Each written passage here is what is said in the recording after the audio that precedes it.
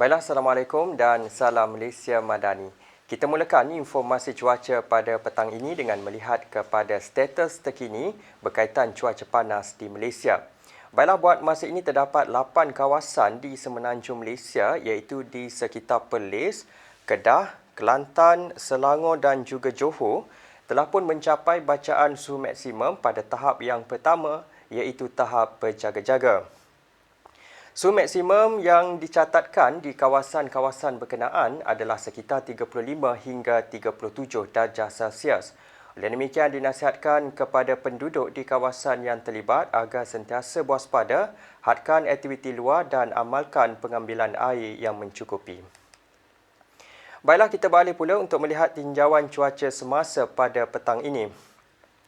Dapat diperhatikan ketika ini hujan lebat kini sedang berlaku di kebanyakan tempat melibatkan hampir ke semua negeri di semenanjung Malaysia kecuali di Perlis dan juga Pulau Pinang.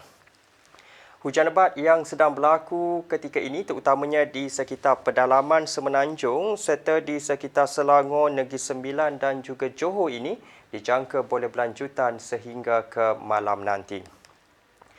Manakala di Sabah dan Sarawak pula dapat diperhatikan ketika ini hujan hanya berlaku di beberapa tempat melibatkan bahagian Limbang, Kapit dan juga Bintulu yang mana kami jangkakan keadaan hujan ini akan beransur pulih dalam sedikit masa lagi.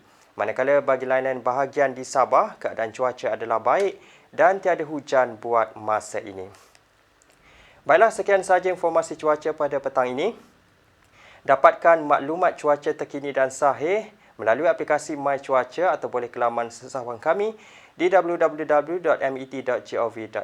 Sebelum berpisah, kita ikuti tinjauan cuaca bagi bandar-bandar utama di Malaysia serta bacaan IPU semasa. Sekian.